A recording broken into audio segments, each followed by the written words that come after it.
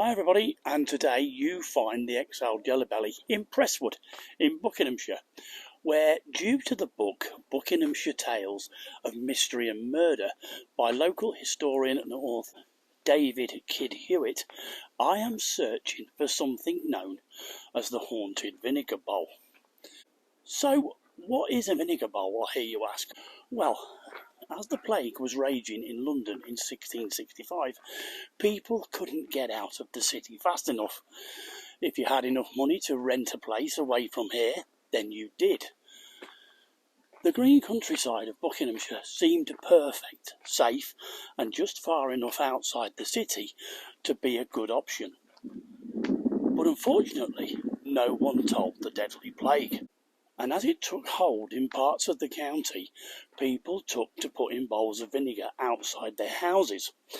Local tradesmen would drop off their wares, food, etc. outside your house, and you would leave the coins for your payment in the vinegar, hopefully, they thought, killing contamination on the coins, and your change would also be placed there. Now, fast forward 200 years, and Bill Cherry is doing his milk round in 1865 in this village in Greenlands Lane, where I am now stood, which at the time was called Back Lane, and set into a flint wall of a farmhouse was an original plague victim bowl, no longer used for vinegar, but still used for a note and payment for the milkman.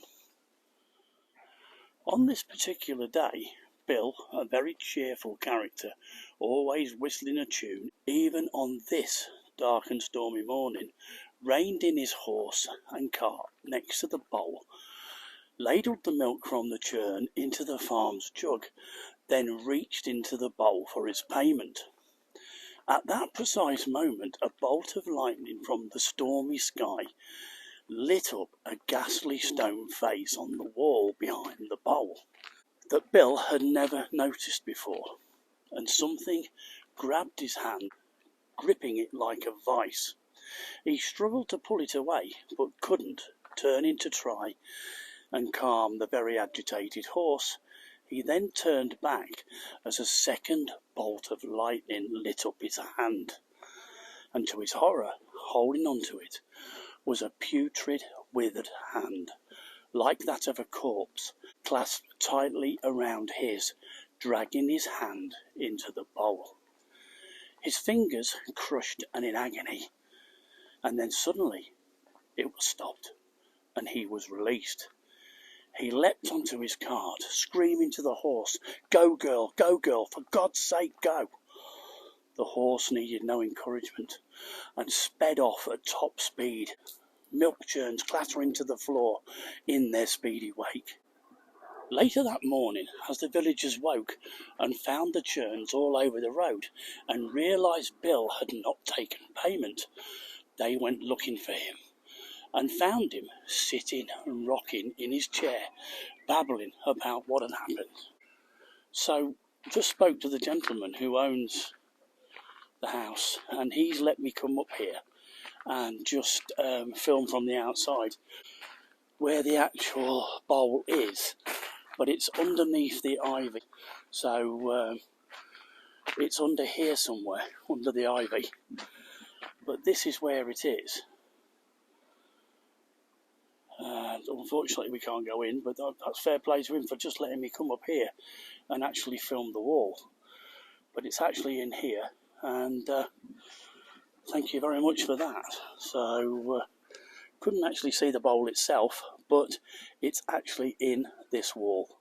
Bill never worked again and took to sitting in his cottage, mumbling to himself, two fingers on his right hand, weeping raw stumps, not for any reason of disease or such, but because Bill literally rubbed his fingers away, scrubbing them endlessly, trying to eradicate the putrid stench that came from them. Anyway, I hope you enjoyed that tale. I'd like to thank the lady of the house behind me and her daughter, who were really, really kind enough to let us go inside her gate and take photos of the wall. I don't think we actually knew exactly what was the Vinegar Bowl, but we took pictures of all the places where it looked like it might be. They will be up also on the channel, so you will see them. But it's been a really, really fantastic morning. We saw so much more than we actually really anticipated we would. So thank you. If you enjoyed this, please give it the thumbs up and subscribe and ding the little bell for further notifications, and hopefully see you next time. Thank you for watching. Bye bye.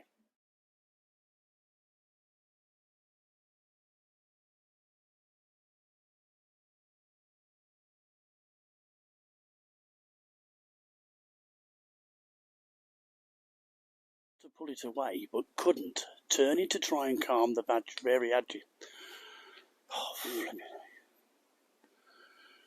Turning to try and struggle. Oh.